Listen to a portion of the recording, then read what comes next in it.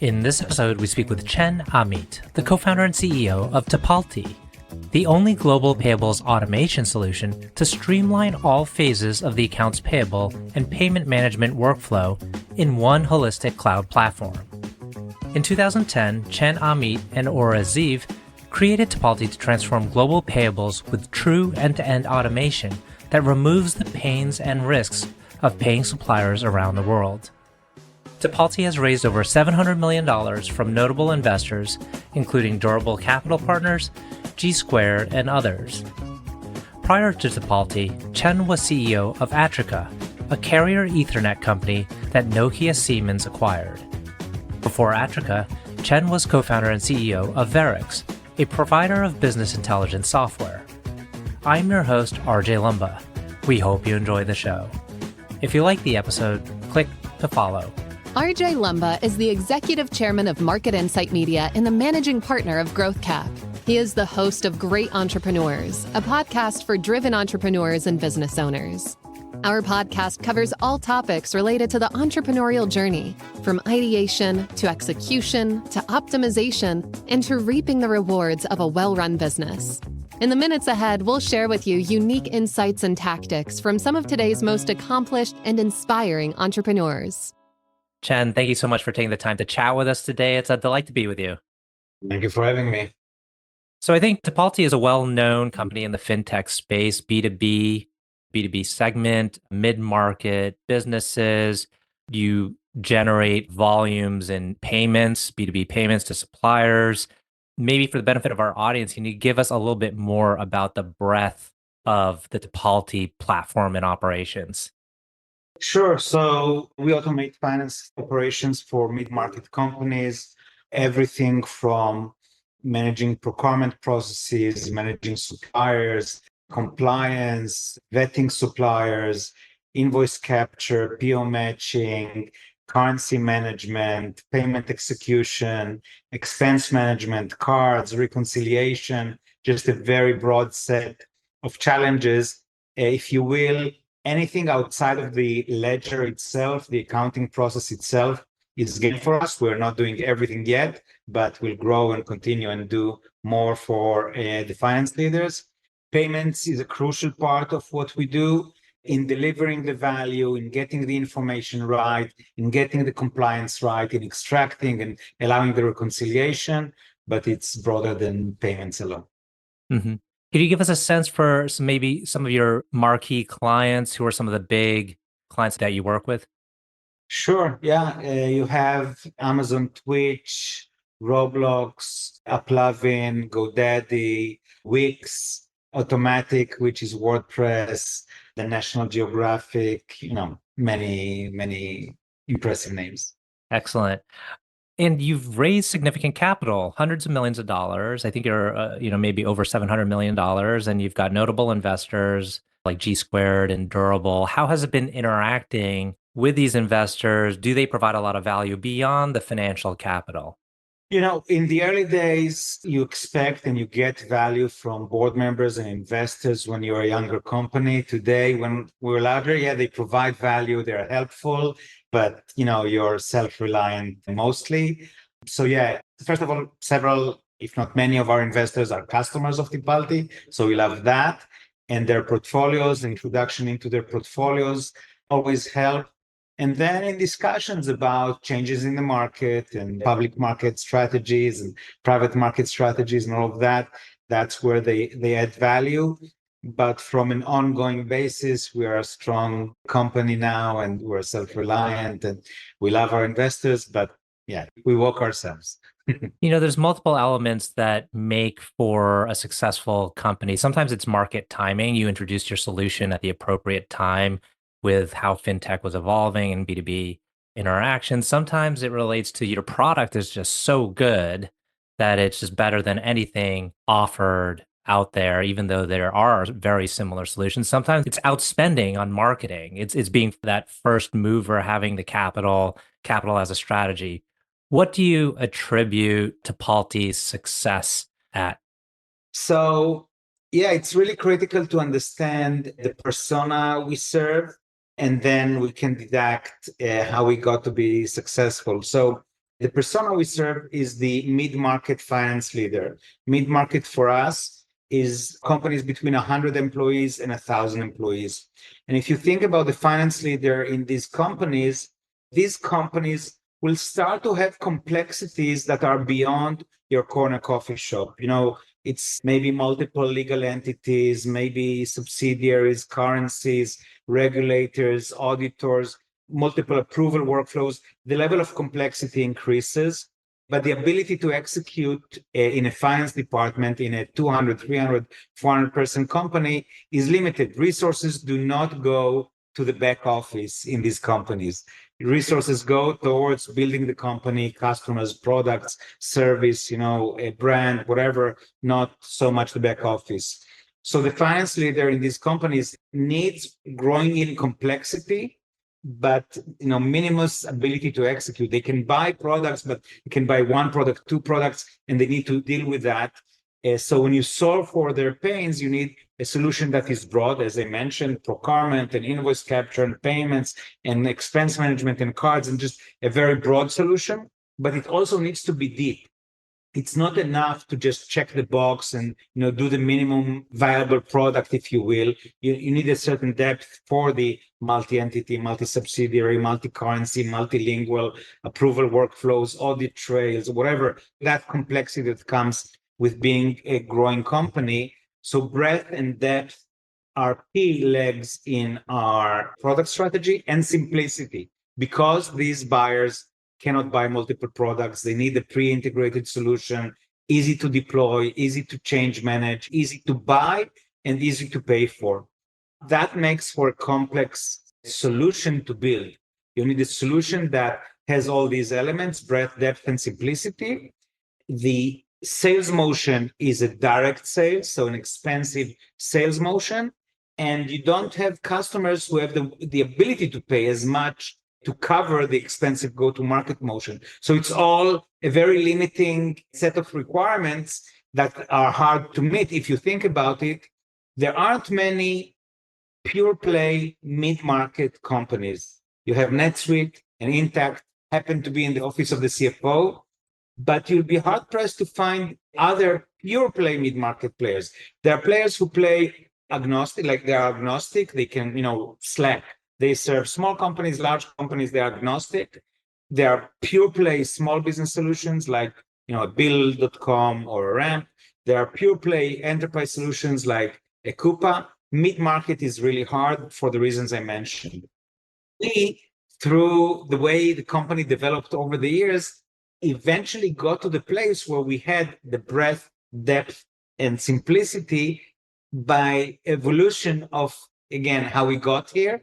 And now we're in this perfect position that we have the product, we have the go-to-market, we have the monetization, we can pay the bills for the CAC payback period. And that makes for a very unique solution that is able to serve the mid-market. Others will find it hard to serve the mid-market. So we are with 1 million customers, an opportunity that spans 1 million customers worldwide, very minimally penetrated, about 5% or 6% served today, and a product that solves these people's problems. So it's a product market fit, but in a very unique setting. You've been a very effective growth CEO, meaning you were able to rapidly expand Tipalti. What do you attribute that to? Had you had prior entrepreneurial experiences, and how did that prepare you for what you're doing now? Yeah, for the most part, my career was entrepreneurial. I had one stint as a CEO of a company that was a $20-30 million revenue company, 200 people. That was the only thing I started with, an established company. Everything else in my career was ground level and growing the company. I never managed and I never grew a company to this scale, but the experiences definitely are critical in managing the company. I looked at some stats, and the best returns for investors are for founders that are on average 45 years old. I happen to start Tipalti at 45 years old. It's not a given, but and I know why. What I wasn't ready for when I was a young manager or a young leader, and what experiences brought me to where I am now and why I can lead the company today. How important is it to be introspective about your approach to dealing with people, your approach to leadership of a company, of an evolving organization? Do you find that you've changed the way you lead and interact with folks? Absolutely. In a way, I think my role changes every 18 months, if you will. Obviously, it's more linear than that, but materially, it changes at that pace. And yeah, every so often I would think, okay, now that we're at this phase, what is actually my role now? Like, I understood what it was a couple of years ago, but is it really the same? Because I have this great leader here who covers for what I used to do, and this great leader here who does that, and this great function here. So what's my new role now? And so, yeah, I think it's really important for me. It's important for the executive team. It's important for all managers in a high growth company to invest in themselves and to grow themselves. And being introspective is critical, and recognizing your strengths, your weaknesses, what you need to work on, what you need to compensate for with other people. That's what makes this journey so exciting, that, yeah, I do grow, I do learn, I do invest in everyone around me and in myself to be able to serve this company well while it grows. Some might say, I've reached a certain degree of success in my life, financially, or maybe just that feeling of achievement. I've built multiple companies. What drives you? I love the journey. I enjoy the journey. Yeah, it's no longer monetary. Obviously, yeah, I'm good. I'm happy with where I am financially. So yeah, it's definitely not monetary anymore. It's extremely exciting journey. I have a wonderful team I work with. People who we've been blessed with a team that works together for many, many years. Some of my leaders have been with me for 12 years and 11 years and 10 years. Obviously, not everyone can grow and be the leader for those many years. Some reach a ceiling, and we thank them and we appreciate everything they did for us. And we find the leader that is right for that phase of growth. But for me, yeah, it's all about the journey. It's all about growing the company. I'm also a product person by heart, and Tipalti, I like to say, is the gift that keeps on giving for a product person. There's always more to do for the finance leader. There's always more to develop, yet another part of the business that we can help these finance people with. Problem solving, there's plenty of problems in a company to solve. So yeah. Fantastic. I've heard a lot about entrepreneurs and CEOs like bringing people with them, even from one organization to the next. And sometimes the journey is really about the people you're with. To what degree is it that this is a person I want to spend time with, versus, and it's probably hard to draw the line, versus this is a person that will just do this job effectively? Yeah, I care about the company too much to let my personal preferences play a role. The person needs to fit culturally. We have a very cohesive culture, very collaborative, modest, if you will, analytical, execution oriented. So the person needs to fit the culture, but we all serve this company. We all work here and they care for this wonderful asset that we've built over the years. So yeah, it's predominantly people who can build and grow and serve the company well. I've heard an interesting insight about entrepreneurship having just a series of problems to solve every day. There's a new problem that pops up. So you learn how to enjoy problem solving. Do you ever encounter problems that really frustrate you and you think, why am I still dealing with this type of problem after so many years of being an entrepreneur? I should know how to solve this. You know what?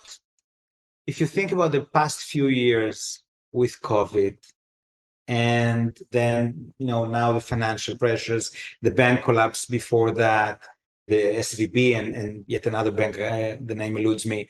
Yeah, we get curveballs thrown at us at a fast pace these last few years.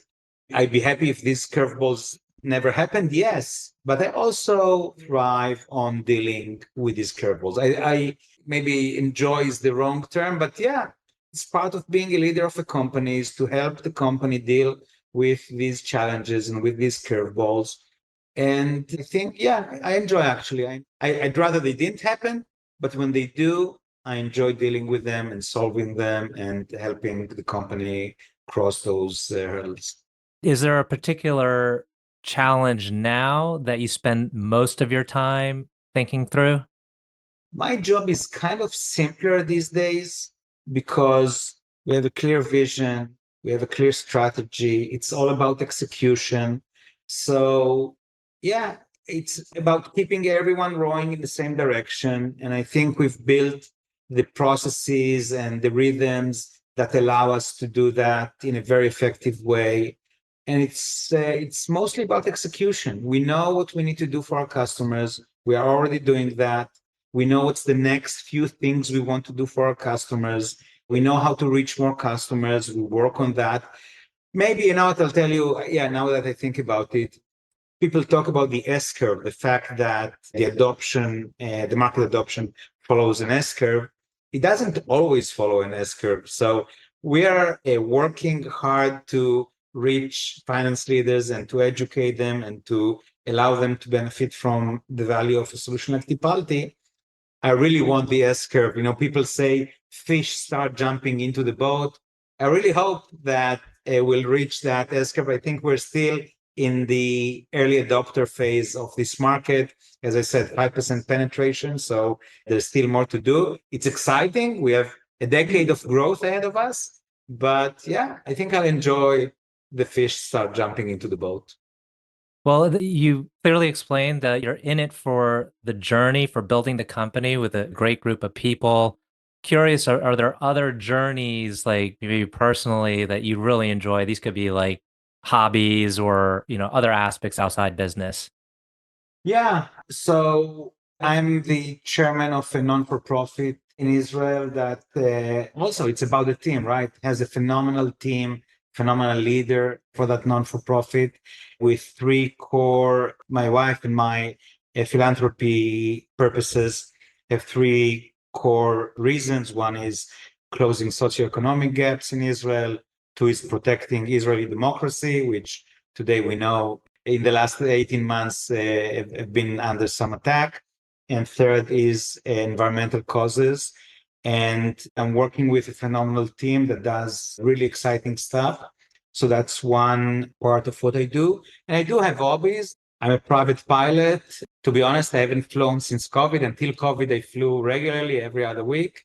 I'm a poker player. So when I travel, and I travel a lot, I like to find a nice poker game to spend my evenings. Yeah. So yeah, I have my hobbies. Another question I had for you was advice you would give to another entrepreneur. And let's say because you're in this phase where you're in this rapid growth phase and, fairly well-established company, what would you give to the entrepreneur who's about to embark on that rapid growth, rapid scaling phase? So in that point where they have product market fit and they're about to start scaling, yeah. So yeah, it's a different skill set. It's a different skill set. So what I've encountered was the people who cracked the code of go to market fit. How do we go to market? How do we package the product? How do we price the product? How do we message? Those people are not necessarily the people who will scale, who will be able to hire in volumes, train in volumes, motivate in volumes, compensate well or find the right compensation models in volumes, build the systems and the processes. So, as I said, some leaders reach a certain ceiling. Again, they did wonders for the company, and I will always be appreciative. But you need to be smart and know when a leader hit a ceiling and replace them, when a function needs to be built. So that's one thing I would say. And the other is that once you hit product market fit and you figured that it's scale time, yeah, you need the funding for that. It's an expensive exercise. Go and fund for it. If you have the proof points, fund, put the right people in the seat, and go, go, go. Excellent. Last question is, can you tell us about a person who has had a profound influence on you? Profound, obviously, parents, my mother definitely goes without saying. I think a person in my professional life that there were two people. One of my first leaders right out of business school was really pivotal in showing me how to create a place for someone. He trusted me and he created a place for me, an environment for me to grow and facilitated my growth in that company. As an entrepreneur, the other person that no doubt I look at and I say, okay, that's how no ceiling looks like is Elon Musk. What he does is second to none in having no boundaries and thinking outside of this world, literally. So yeah, I always get inspired from his entrepreneurial mind. Excellent. Well, that's a good note to end on. Well, Chen, I want to thank you again for taking the time. This has been a wonderful conversation. Thank you very much.